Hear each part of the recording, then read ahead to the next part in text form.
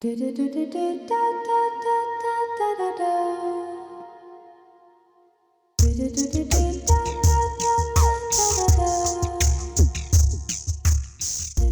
to Thanks for Visiting, a podcast that's part conversation, part time capsule. I'm your podcast host, Lex. In these minutes and moments, I'm sitting down with people I deeply respect and admire to explore life, the human experience, and the creative spirit. Together, we're creating our visitor records, snapshots of our existence and contributions while we're visiting here on planet Earth. Let's help each other navigate this wild human adventure called life.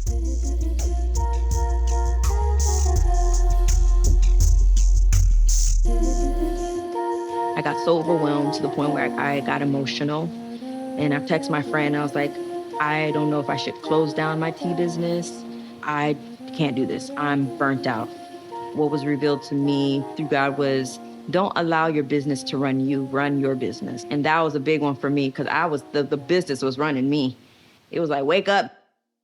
On this episode of Thanks for Visiting, I have the pleasure of speaking with my dear friend, Tamika J. Tamika J is an artpreneur. She is an R&B artist, singer, songwriter, and an entrepreneur of her very own business, Taomi Tea Treats. That's my babies. Yep. So, Tamika, when I talked to you about this chance to sit down with you, I said, what's been on your mind? What would you like to talk about? Mm-hmm. Do you want to just jump in?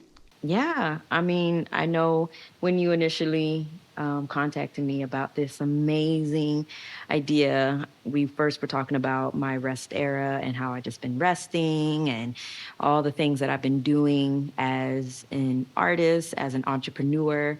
I think it is important for us to rest. I think in this grind culture, no sleep, it is very toxic, not only for the mind, but for the body. And so I felt like my body was screaming rest. And so the opportunity to talk about it and everything that's been going on in my life, I jumped to it. So yay, I'm here. I love it. I remember we've had many talks in the backyard around anxiety. Oh my God, I remember. Yeah. You put together a really cute tea party for us with your whole setup. Oh yeah, I remember that. And we just got real with it. Yeah. Yeah, that's been a journey. Woo, Lord. Anxiety has just been a journey, but this is going to sound so weird, okay? So just rock with me. I'm actually, it sounds so weird to say, but follow me. I'm actually very thankful for anxiety. Sure. As much as it sucks, and, you know, of course, I wish I never had it, but at the same time, it gave me so much perspective in a lot of things, and I had to face the things that were giving me anxiety. And I'm still doing it to this day. I did it this morning. I prayed, spoke to God about some of the things that were making me anxious, and I'm thankful for it in terms of it keeps my communication to God open. And also, even though, you know, I do pray for it to go away, there is this beauty. Of course, I don't want to ever experience that extreme anxiety that I had, but there is a part of me that is very thankful for it because I was able to just be better and be the woman that I am right now. Thank you for sharing that. Mm-hmm. And with anxiety, for me, I've found it to be a red flag, like a waving flag saying, yes, something's wrong. It's the body's way or the mind's way of saying, hey, pay attention, something's wrong. Yes. Oh, yeah. Something is wrong. Something is not feeling right. And me also just doing a lot of research about anxiety and how the brain works. There's a lot of trauma that is stored in parts of your brain. So even if it's not a red flag, it could be just stored trauma. And there was a situation that happened this morning. I was like, oh, I thought I was good with that. But I'm like, oh, yeah, that's how the brain works. It's like storing trauma. So this is why this certain subject makes me anxious. So with this certain subject, I'm unpacking it. I'm learning a whole lot. And to be honest, and full transparency, the topic has been spirituality and church and stuff, because there's so many things that have changed for me. And it's like, I feel like I'm holding on to young Tamika's view. And now 40-year-old Tamika is like, this works for me. I don't like this. No, I don't believe in this no more. And I feel like sometimes, I don't know if I want to use the word struggle, but I feel like there is like a tug of war in a way, because there's just some things that I just don't adhere to anymore. But then I noticed that was making me anxious. But then I was like, oh, okay, this is stored trauma because I had a horrible church experience. So I'm unpacking that a lot more. And it's been bringing me closer to God, to be honest. What I think's cool is some of the conversations already happening within the podcast are about the faith journey. Being human is kind of exploring that, whether you choose to reject it or accept it or have your doubts. And so it's really cool. If I can share one of the things, I remember talking to my sister about this, and this was something that I was like, oh man, what is going on? So I'm still trying to understand it a lot more, but I think today I got a full understanding today, was the idea of Jesus. And not to say like I'm a skeptic or anything like that, but young Tamika would always say like, Jesus is my God. But now I've noticed in 2023, when people would say certain things, it didn't hit me as much as it did when I was young. And I was like, what the hell is going on? And some of the questions that I had, I would openly say it, but I felt like, oh my God, what does this mean for my faith? You know, and I think right now where I'm at when it comes to that is, and this is going to sound so bad, and I don't know why I have a tough time saying this, because if I talk to somebody who is really in that faith, they might think I'm a heathen.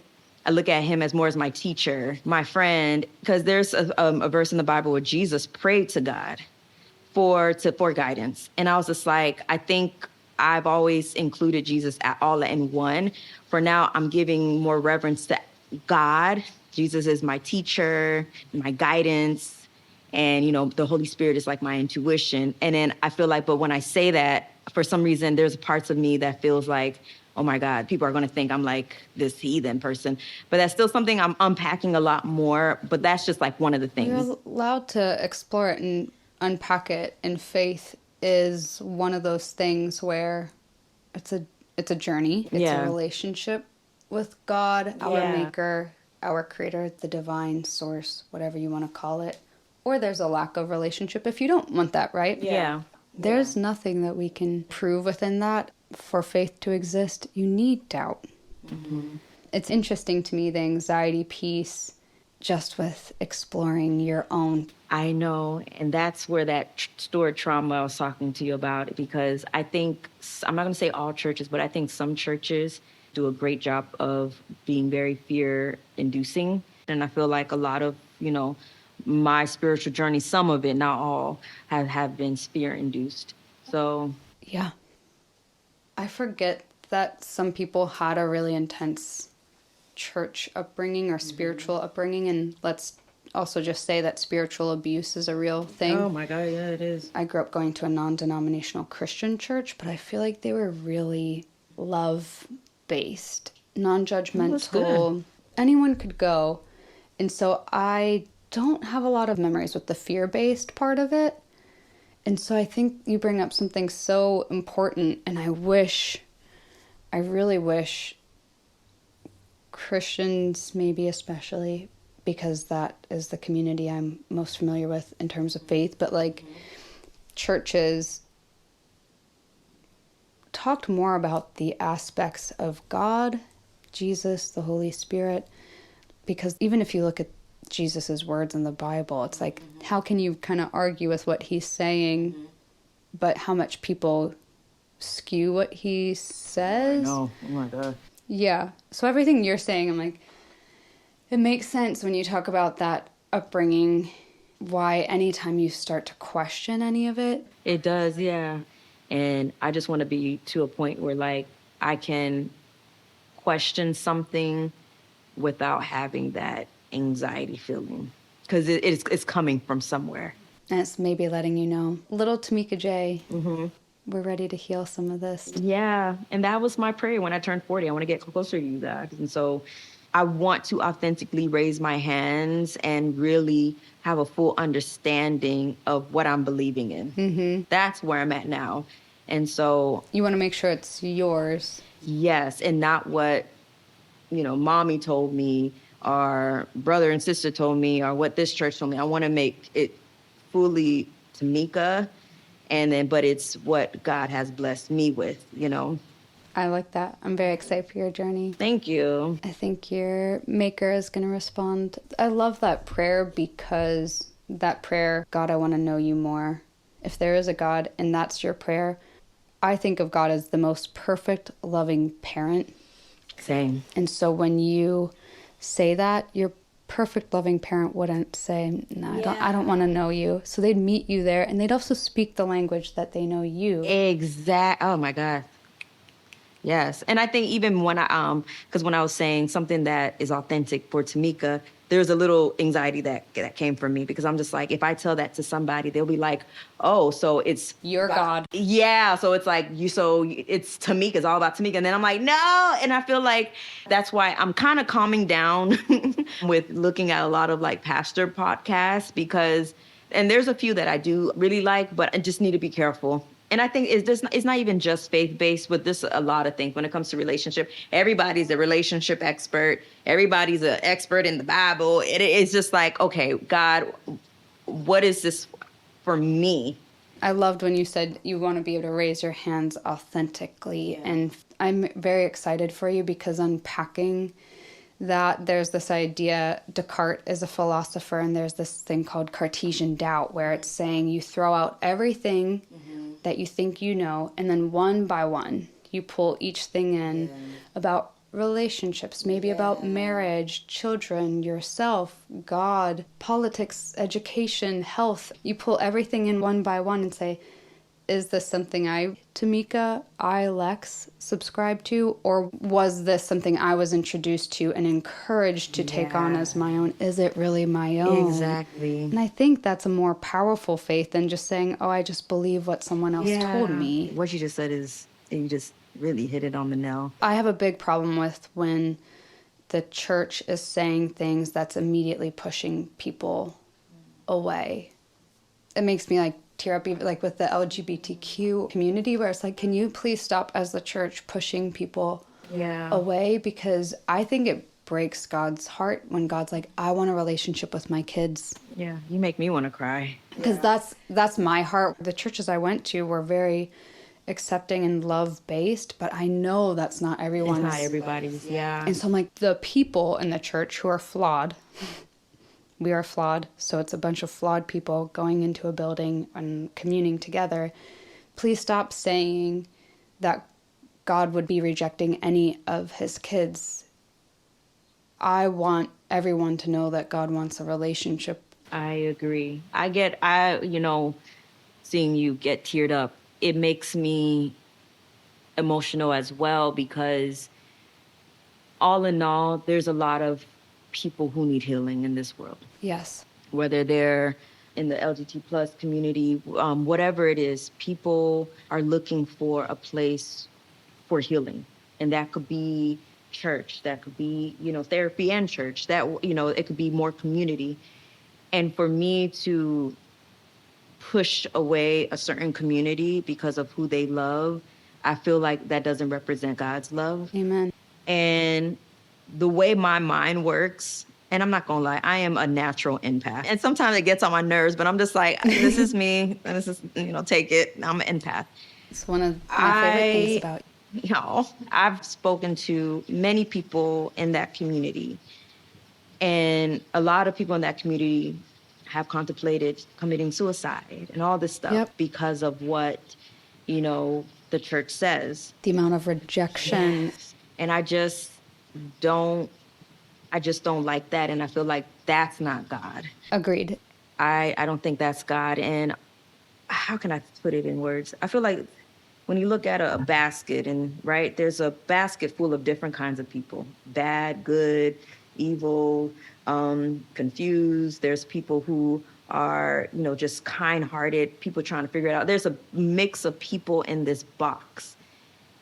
But then when God picks up this basket, I said box, when God picks up this basket, he's just pouring love. No matter who we love, it's like he's just pouring this love on us. Yeah. And I feel that when he pours his love on us, and if we can pour that love to somebody else, and this is going to sound so corny, I really feel like the world would be a happier place, because I just feel like it's just lacking in love. Everything seems to be rooted in judgment and dividing. And I just feel like I feel like for me is kind of like some of that anxiety that I was talking about.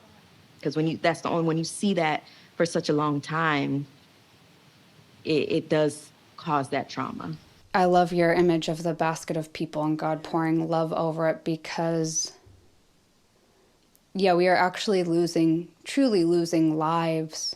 We are. Over people feeling that their life doesn't matter, that they are not loved, that and I think we've talked about depression before, but I know for me, thankfully I haven't dealt with that for a while, but the voice of depression for me was no one would notice if you were gone, or making me feel like a burden, or feeling like I'm an alien and I don't fit in. And when I think of people who are told that flat out, you don't belong here, or God doesn't love you, that breaks my heart, especially when you think of what Jesus says. He says, above all, love the Lord your God, and love each other as you love yourselves. So right there, he's just saying love. Yeah. Be in relationship with God, love God. That will inform how you love people more. And also practice self-love and make sure you're not loving yourself more than you're loving others. And that you're not loving others more than you even, you know. No, I highly agree.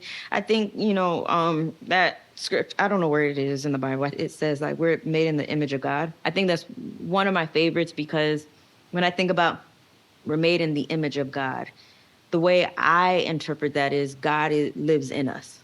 It makes me so grateful for the sun, the grass, the love. When I swim in the ocean, it's like I feel connected to God more in that sense. Seeing my niece, the first niece, when she was born, I felt like I felt God's presence in that. And I feel like I want more of that. And I think a lot of times the world, bills, this and that has pushed down, the God that's in us. And then next thing you know, depression, anxiety, and all this stuff happens. So that's why tying back into being careful with the podcast that I listen to, because a lot of these podcasts talk about this struggle. And because you believe in God, you're going to go through the struggle and this and that. I'm just like, I'm over it. God is more than just the struggle. Like, we are going to struggle because we live in this world, but God is so much more than just. And that can be fear-based again, right? I just keep, when you're talking about being careful who you're listening to, I'm like, God is everything good and loving in the world. God is this perfect love. And then there's that scripture, perfect love casts out all fear. So as soon as people start saying things and you get that twinge. I'm not, oh my God, Lex. When I went home, I was like, why am I feeling anxious? And I think this is such a great topic. What a cool conversation that we didn't even plan on talking about. But it does also, to me, I do think it can relate to rest, because, I mean, biblically, we're told to observe a day of Sabbath, a rest day. Yeah, and that's one thing that I've been just thinking about. What else I've been unpacking in my rest era? It has been my faith, love life, where I am in the music industry, me being an entrepreneur, and also my work ethic, just my health, just a lot. It's been a lot, but I'm very thankful for it, though. Yeah, I like this term, rest era. Can you tell me more? Can you tell me even when have you started unpacking it? Like, did something prompt it? Were you burnt out? It did. Oh my God. The end of 2024 did not end well at all. It was probably the worst holiday ever. Gosh. And then I arrived back to LA, and I was having a lot of joint pain. I had, before the holidays too, I had to go to urgent care because my left knee got swollen. And I was just waking up in pain every day. It's to the point where I got like used to it. All right, I'm waking up in pain. You know, that's what it was. This is my new normal. Yeah. And I was like, okay, but I gotta push through because I have to go to work. I have to build a tea business. I'm still an artist. I'm still a person in this world that needs to just push through. And then so quarter one, I had all these goals that I wanted to do. And then in January, I had a lot of things to do for my day job. I had a lot of things to do for my tea business. And there's also being an artist. I was like, I want to re-promote my single Magic Dust. And I'm like, okay, what other singles I want to push for this year? And then, but I was still going through pain. And it was coming to a point where like, it was just making me sad because my body was just in pain. And then I remember every quarter I write my quarterly goals down. And usually I'm excited about it. But this time I was like, ugh, I don't want to. So I finally did it, sat in my living room. And I usually put my quarterly goals into 3 categories: personal, Taomi Tea, and my artist career. And then my personal life had a short list. Taomi Tea had a long list of things. My music category had just like a medium list.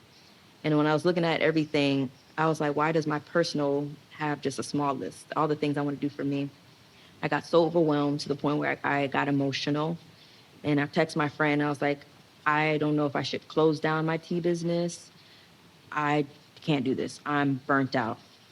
And then the next day, I was washing the dishes. I was in pain. My wrist was in pain. My knees were in pain. My ankles was in pain. And I just broke down crying.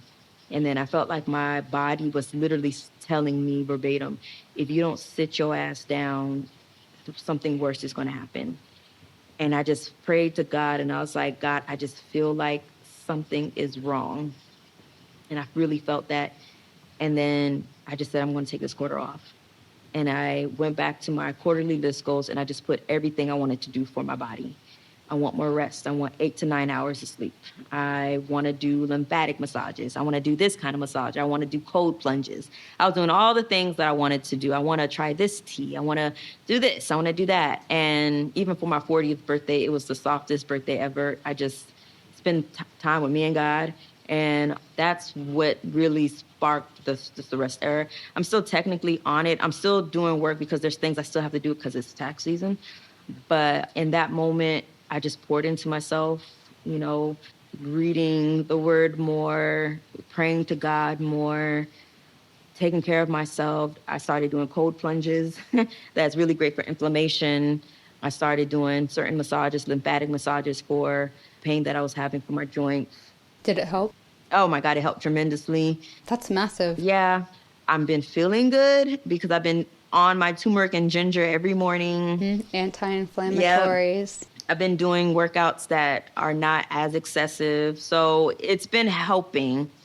Yeah, and I realized even in the rest era, when it comes to my work, I don't work weekends. I do not. I enjoy it.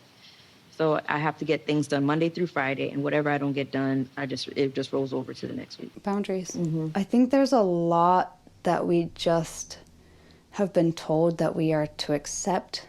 Like now that we're middle-aged, Mm-hmm. joint pain. Oh, well, that's just because you're getting older. And it's like, is it, or is it my body's way of saying, again, that anxiety saying something's wrong, or I need you to stop. That pain saying, I need you to spend a bit of focus on me, your body is saying. And I think it's great that you're listening, because that burnout is so real. So real, because I, experienced a burnout in 2019, and it took me years to get back, to be honest. That's what I was going to say, is once you hit burnout, the amount of time it takes. To get back, yeah. And I didn't want to do it this time because, I still have a growing tea business. So once I felt that, oh my God, I am burnt out. I don't want to get to a point where I am just fully burnt out. I don't even have energy to go on the computer or to fulfill an order. I didn't want to do that. So I was like, let me take this quarter off. And one of the things that I felt like what was revealed to me through God was, don't allow your business to run you, run your business. And that was a big one for me, because the business was running me. It was like, wake up, bitch. And I was like, what? I was like, what time? I got, all right. So, but now I'm just like, no. Yeah, I'm getting my rest, okay? So, yeah. Can you think of like signs of your burnout? Like you said before, you'd been burnt out in the amount of time it took you to recover. This time, it sounds like you could kind of see it coming more. I'm curious for people listening, like, are there signs of burnout for you? Oh my God, yes. I mean, physically, I realized that my body was speaking to me. I was breaking out, and I hardly break out. Weight gain, bloating, easily frustrated. Any little task just felt too much. Like the thought of just like putting new paper in my printer was like, oh, Lord. So now... That's a great point. Yeah, so it was just like, just all those little things that I was just like, yeah. And then, another thing too, that I'm still working on. It's called, I think it was on social media or YouTube. It's called escapism. I doom scroll a lot on Instagram because I just want to escape. I don't want to think about my life. I want to see somebody else's life. That is still something I'm trying to get delivered on. But that's a really perceptive, like, coping skill, right? So many of those reality TV shows, I think, are that escapism piece for people, right? Well, at least my life's not that bad. At least it's not that dramatic. We're able to escape from the present. Great point. Yeah, I was doing that a lot. Every morning, I would just go straight on Instagram so that I can see somebody else's life and not think about my agenda today or anything like that. So those were some of the key signs that was like, okay, Tamika, you are burnt out. And especially, like I said before, a lot of that joint pain. It makes me think of years ago, my church in Portland did these like transformational healing groups. I was part of one that was more general with my goal of focusing on anxiety. There was a book that was part of the curriculum that we were to work through as a group, The Genesis Process by Michael Dye. And it was a book that was actually created sort of around addiction and relapse, but you did not have to deal with addiction to use this book. It was just a way to help people manage a stressor in their life or an issue in their life. And as you're talking, I remember they had this thing called the FASTER scale. It's these signs that you are about to relapse. And your relapse could be anxiety. Your relapse could be burnout. Your relapse could be, going back to using a substance. Your relapse could probably be doom scrolling, right? So just encouraging people, like, you don't have to be an addict in the conventional way we think of it with a substance abuse issue. But this FASTER scale is letting you see if you keep going down these FASTER, the R stands for relapse. So F stands for forgetting priorities. So that's a change in what's important to you, how you spend your time, and what you're thinking about. Yeah. Forgetting priorities will then lead to A, anxiety. Some indications of that is worry, being fearful, being resentful. Maybe that spiraling of negative thoughts, perfectionism, judging other people, gossip, sleep problems, attention problems. And then anxiety leads to S, speeding up. This is where we're trying to outrun the anxiety. We're just super busy. We overbook our schedules, always in a hurry. Maybe avoiding slowing down because we don't want to think about the problems we're going through. We are speeding up in areas of our life. Then speeding up leads to T, ticked off. And this is where we experience that anger, aggression, can't take criticism, feeling defensive, blaming, arguing, overreacting, road rage. No one understands me. We are just pushing people away with our anger and aggression. Ticked off then leads to exhaustion, loss of physical and emotional energy. And this is what is seen as the onset of depression. So feeling depressed, panicked, confused, hopeless. We're overwhelmed, tired, numb, wanting to run. Really, really isolating. From that isolated place of exhaustion, we can relapse. So that's giving up and giving in. Yes. And they consider relapse returning to the place you swore you would never go again. Yes. When I remember that scale and I'm in one of those moments where I'm feeling out of balance, I'm like, oh gosh, okay, so what do I need to do? Let's go back to my priorities and let me put in some boundaries to protect those. You have to. You definitely have to, because the question for me was, Tamika, can you sustain this year? Can you sustain this in the next 2 years? And I said, no, I can't. It was a strong no. So Good question to ask yourself. Thank you. I literally talk to myself every day. Me too. Always. Because, so... So yeah, shout out to people who talk to themselves. But I just was like, yeah, the weekends are for me.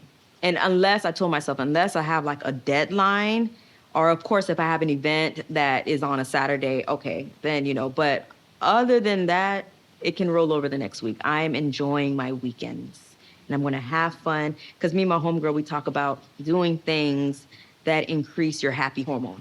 So a happy hormone is me talking to you, maybe going out for drinks with my friends, talking to my nieces, doing things that increase the happy hormone and decrease the cortisol level. Yeah, can you tell me more about like this idea? Because I think it also plays so well into rest. I feel that because of life in general, financial issues, relationship anxiety, finding a job, all those stressors in life, oh my God, yes. It was increasing, from what I feel, increasing my stress level. And then anything that increases that stress level, the cortisol and everything like that, can, lead to the weight gain, can lead to inflammation. And then even to the point where I have fibroids. So all of that to me is a sign of stress.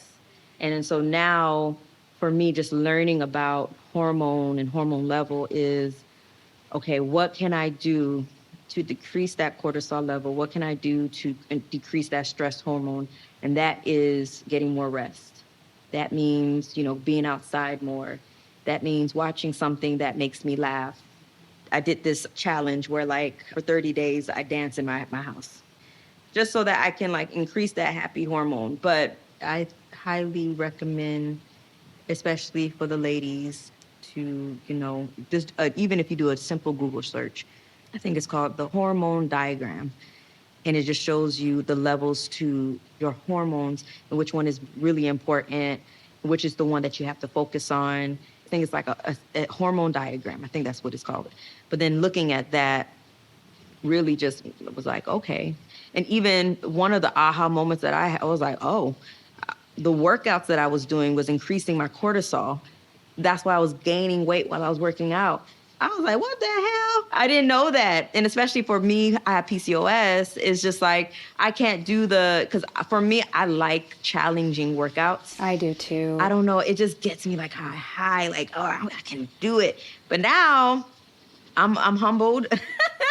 I found out the same thing because at one point I was running about 5 miles a day, several times a week. And I was dealing with adrenal fatigue, which is another thing with the chronic fatigue or the burnout. If you're like really in a place of feeling burnt out, chronic stress will stress your adrenal glands. That is one of your stress glands. And if your adrenals are burnt out, good luck feeling rested at all. I've described it as it did not matter how much sleep I was getting, I was always tired. And I was starting to have another moment like that and started taking my mom's adaptogenic formula, which it's herbs that help you adapt to stress, along with an adrenal herbal formula to help nourish your adrenals back to health. But when I was running 5 miles several times a week, that was causing further adrenal burnout. I didn't know until I was reading a book and the light was coming in and I kept going over the same words in the book. I was like, why am I not grasping this? And my friend that I was with at the time, we were both drinking coffee and I was like, I'm having my words won't come. I was like, oh my gosh, I really thought I had permanent brain damage and was terrified. And that moment lasted for about 5 minutes. It was the longest 5 minutes of my life. Anyway, fast forward, I saw a functional medicine doctor. He looked at my blood work and said, it looks all good, except this one's a little low, which shows me adrenals. You're having an issue with your adrenals. I had migraines that no one could figure out why I was having them, to the point of like a very scary episode, and it was linked to adrenals. And as soon as he said that, I was like, that sounds about right, because I've dealt with that adrenal burnout before. Wow. So to your point, there are certain exercises that can lead you to more burnout. And I started doing the same thing. I started researching like foods for adrenal fatigue, exercises. And my doctor said, no more running more than like 2 or 3 miles here and there.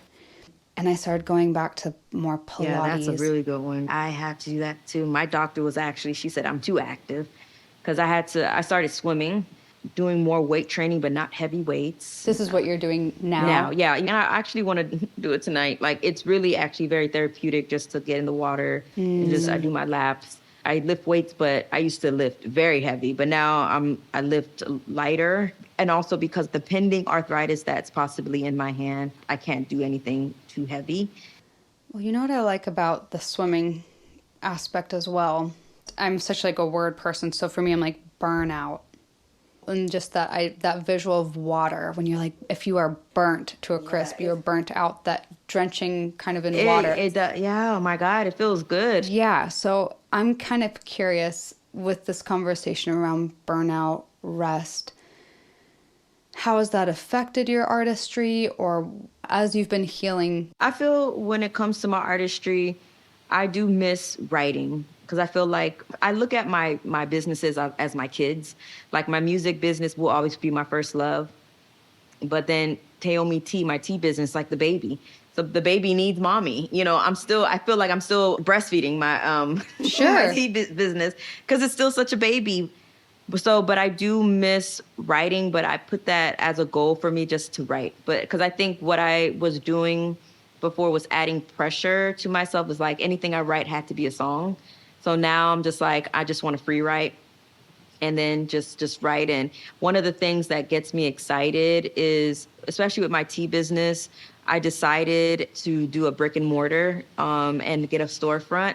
And then when I think about it, it just gets me so excited, because I feel like on the artistry standpoint, living in South Florida and living in LA, I've been blessed to have shows, but it is very hard, especially in LA, to get booked.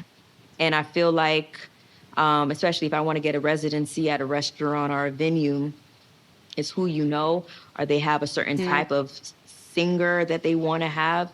And so me having a storefront or a venue, I can be my own residence. I can book myself. I don't have to wait on anybody. Heck yeah. I can have my own space. And so the idea of having a brick and mortar for my tea business gets me so excited. So the aspect of my artistry, I do just want to allocate more time to writing. But I do feel that I wouldn't say it has affected my artistry, because I'm an artist through and through, no matter what season I am in. You are. I can vouch for that. Thank you. I just feel like now, like I said before, I just want to write, because I got a lot of things to say. Yeah. About God, about Jesus, like I said, like what's going on, like my love life. Yeah. So the artistry aspect, I don't feel like it's been too much affected personally. Magic Dust is a single I put out. I released it in April. Spring is gonna be a year. April of 2024? Yeah. Oh my God. Happy anniversary, Magic Dust. Magic Dust, I'm gonna actually re-promote it, but that taught me a lot. The way I wanted to promote it, and I wanted to do like a big launch and everything like that, but I love the way I launched it. But I also miss doing things kind of loose. Yeah. Like just putting music out. Like, if you want to listen to it, listen to it. If you don't, you don't. I resonate with that, because I'm sitting on several songs where I'm like, I'm pretty sure they're very close. I just want to like listen through them again, finish the mix. I'm actually going to master them myself, use acoustic versions. And I'm struggling, because you see online too all these ways to promote your music as an indie artist, and it's like lyric video for every song, release them every 6 weeks, and try to get promote it this way. Music video, that's okay. You don't have to do a big music video. You can just do it all on yourself. I'm like, where is the time? Yeah. And then it can overwhelm me so much. I just sit on them. Same thing. I feel you 1,000%. So now I'm like, I have a single in mind that I want to release. Do you want to talk about it? I'm thinking about because right now, I'm not even right now. I want to include God in everything, because God is like my dog. Like, what's up, God? See, I think that's awesome too, especially the way our conversation started. It's like, look at how your exploration and maybe even some doubts is actually, you're still like, that's my number one. That's my number one. Like, it's me and God all day, every day. So, so I was just like, God, what do you think? Tamika J featuring G-O-D. I know, right? And God is like, my child, I created the heavens. And let me stop. But don't stop. I know, right? So I was like, okay, God, what should be my single? So leaning towards a song called Miami LA Vibe. And it's very like vibey. And the reason why too is because if it's still in God's will for me to move back to Miami next year, I think having that kind of single would kind of like leave a beautiful stamp. And then so I have another single after that I want to release, because one of the goals that I had was release a song every quarter. That's feasible. Yeah, and I don't want to sit on these songs. And so, but of course, I'll do like the photography for the single, but I don't want to amazing photographer, by the way. Thank you. Oh, thank you. But I just don't want to do too much, because I feel like, just like you said, the reels, the lyrics and everything, it's like, okay, now I'm tired. I just want to release it. Yep. And then, I'll promote it, I'll market it, but I just feel like I don't want it to lead to burnout. I think that, or lead to inaction, feeling like there's so much that you are supposed to be doing to promote a single. Yeah. When I am faced with, you have to do all of these action steps just to release it, it can lead me to inaction, to not, because to it's this, too much, what we've both said, sitting on these songs. And I personally kind of subscribe to this idea of just keep it moving, and the more you release, you will be exposed more and more to the people who want to hear it. Exactly. And that's where I'm at now. I want to release it. I don't want to sit on it. And I feel like I'm getting back more into just having fun with music, like being more in the creative space. I like what you were saying about getting back to music being fun, because at some point, maybe a couple years ago, I was putting too much pressure on my music to perform a certain way. Maybe I didn't expect it to like bring in all sorts of money. Come on, let's be real with what Spotify pays us these days. But I did put pressure on it to, I want it to be this way, where I'm just trying to enjoy having fun and going back to that exploratory part of it. Like, exactly. Let's just I just want to have fun.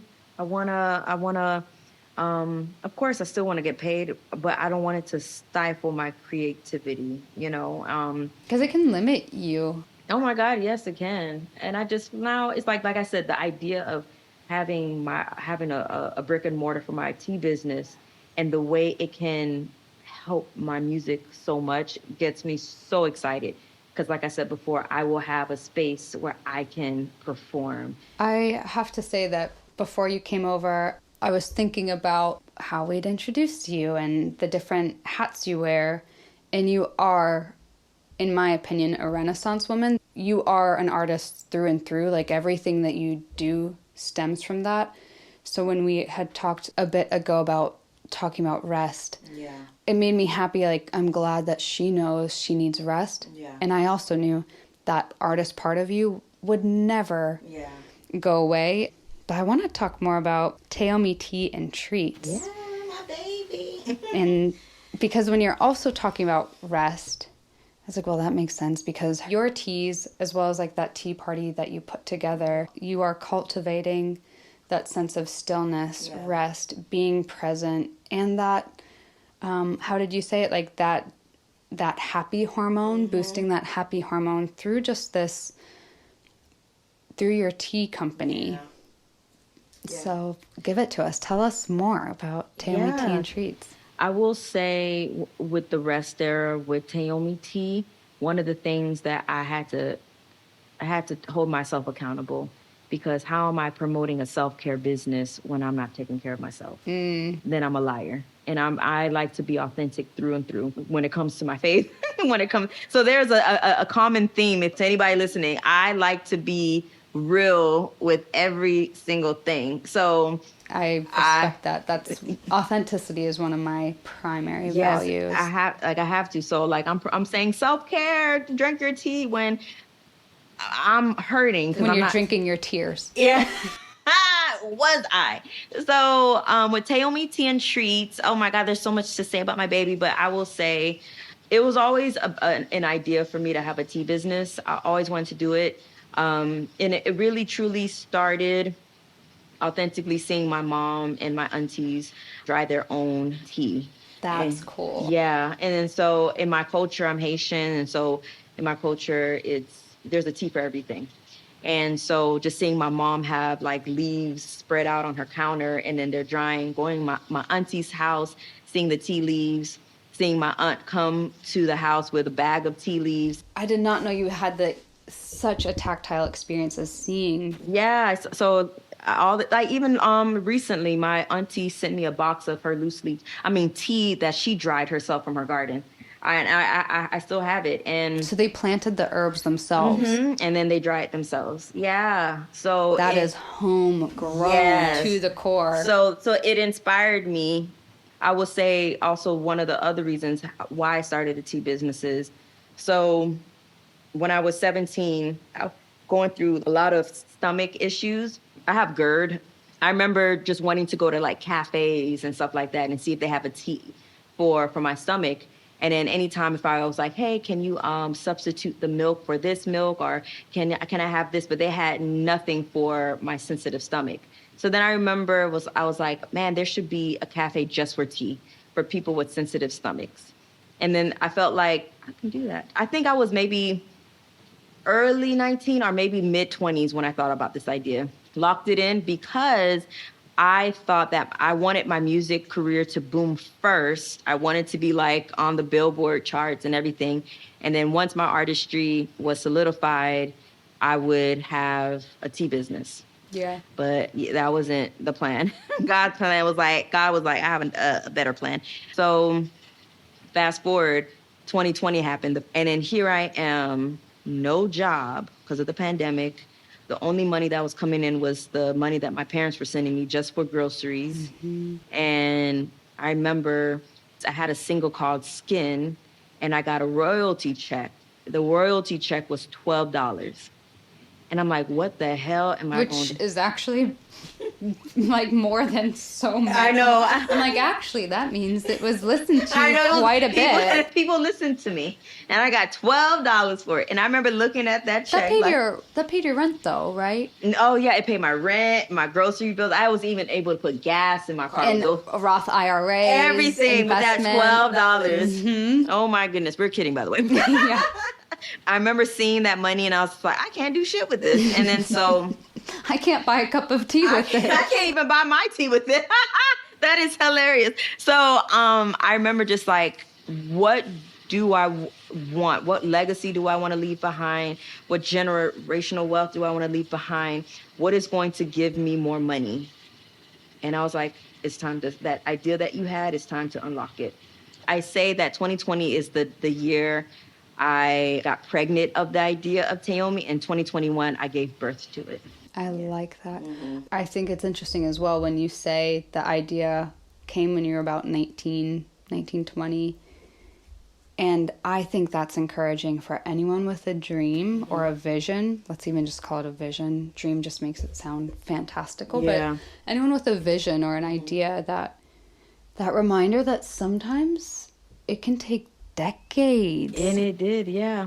And so now I have the business. When it launched in 2021, I remember before the launch party, I got so emotional because shout out to Lavish. It's a brand company that helped me. And I did not have the funds, but they worked with my little small budget. That's cool. Yeah. So literally all the money that helped me build the business was the unemployment money that I was getting. That was also helping me with groceries, gas, and everything like that. So anything that I was getting, I had to put just like $100, $200 to, look for tea suppliers, look for the packaging and everything like that. And I still had to take a test because, I needed my permit. And it was just a lot. I was so impressed with your rollout. It's just so well thought out. And the you. teas are incredible. Thank you. And we have some new ones too. Let's hear about them. Before your new ones, do you want to go through your... Yes, let me go through my tea babies, my tea blends. We have the first blend I created, which is called Daydreaming. That one has ginger lemongrass. That might be my favorite. Yeah, that one is really good. When people ask me what's my favorite, I usually say the Daydreaming one because you can enjoy it hot or cold. I usually drink it cold, and especially during the summer, I really love that blend. Because lemongrass is healing for anxiety, isn't it? It calms you down. I think that's why when you came out with them, I think that was the one that I was naturally inclined towards because of the lemongrass. Yeah. And lemongrass it just smells so good. Minty cool, the chamomile and peppermint. That one is also a favorite of mine. Then we have the Feels Like Home. That is the chamomile, peppermint, ginger, and lemongrass. Then we have the Positive Energy. That has the green tea with lemongrass. That's the one that has caffeine. And then we have a very popular one, Justine's Miracle Haitian Tea, which is a Haitian remedy that my mom would make me for my stomach. It's a wellness blend, but I have customers that they enjoy it because they love the taste. What's in that one? That one has chamomile, cloves, a pinch of baking soda. It has the garlic flakes, the flaky parts of the garlic. So I sprinkled that in there. And then cinnamon. This is literally the Haitian remedy that my mom would make me for my stomach. And I swear by it. I have a customer that left a review on my website. And she says she deals with stomach disorder and some stomach disorder. And she says she drank the tea and it was gone. I believe it because these are healing herbal. Yeah, it really, really, really works. The ones I just mentioned are my signature blends. And we have the seasonal blend. Right now we have two. We have the Magic Dust, which is just limited time only. And then we have the new one that just came out a few days ago called the Vanilla Bean Spice Chai. That one is very delicious, I will say. That one contains caffeine, but it is delicious. Do you recommend that to be made just with water, or is that something where people can add their milk? Oh my God, yeah. Like the other day, I made a vanilla bean spice chai latte. That's what it sounds like. So good. Oh my God. And I'm excited because I met some new tea suppliers. I went to a tea conference in Vegas, and I have something that is called the Rest Era package. So all the teas that I consume, during my rest era, I'm going to put that into a package. That is very cool. Mm-hmm. I love it because you're actually researching, like the fact that you're going to conferences. Yeah. And you are doing your research and you're expanding. I'm really big on that. If a tea supplier is saying that their tea is organic, I want to see certifications of that. I believe in fair trade. So how are you guys treating the farmers? How are you guys treating the tea? I am a big believer, even for myself. I don't blend my teas when I'm stressed because I feel I'm big on energy. So I don't want to put that energy on my tea.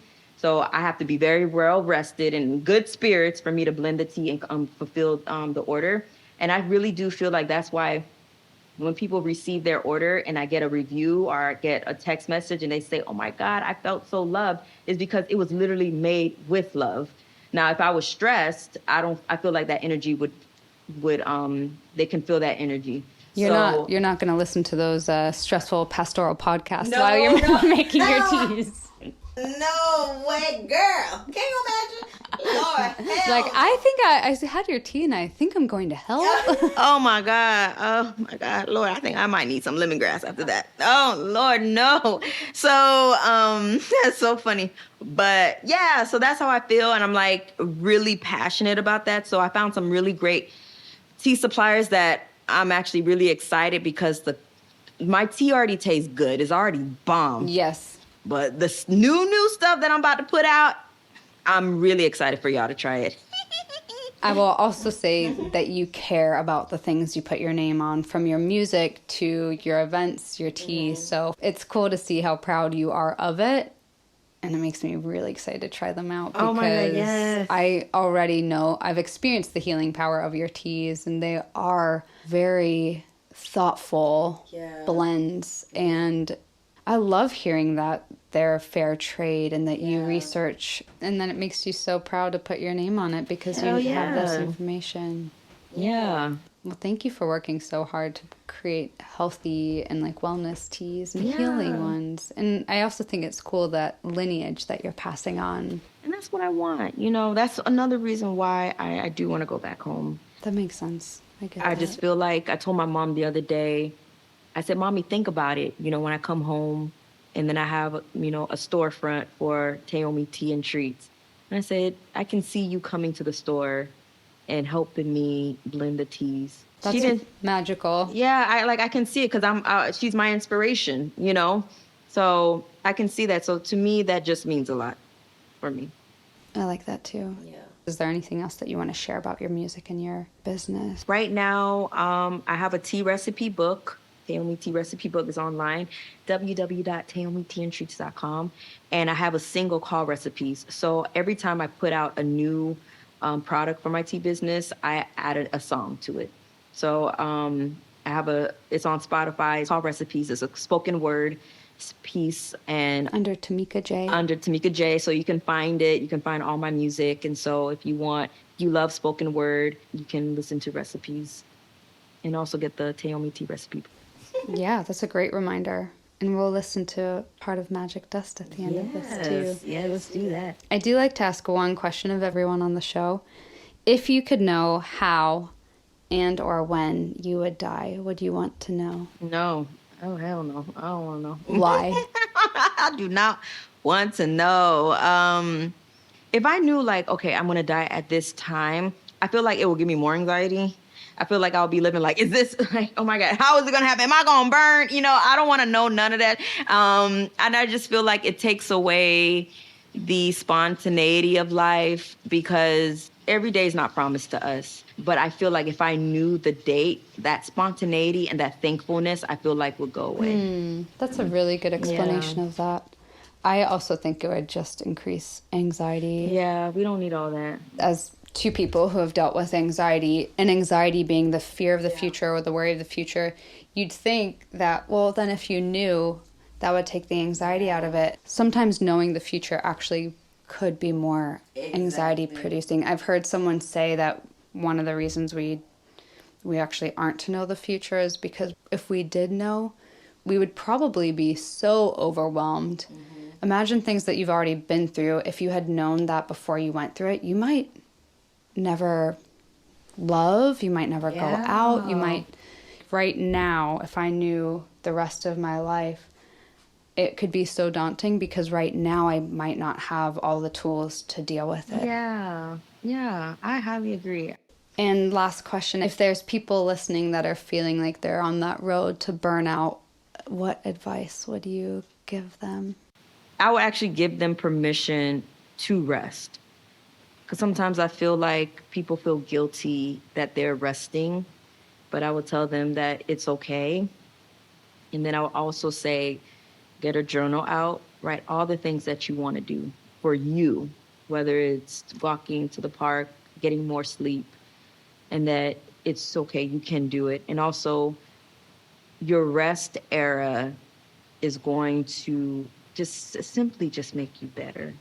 So if you are someone that is wanting to be better for yourself, for your businesses, for your partner, for your child, whatever it is, you need to rest. Finding time at night or in the morning, whether it's 5 minutes, 30 minutes, to just have that time for yourself. It's important. Amen. That makes me think of one last thing where if I feel restless, I need rest. It's not saying rest less, it's saying I have less rest than I need. Exactly. If I'm feeling restless, it is my body and mind's way of saying, you gotta rest. You have to.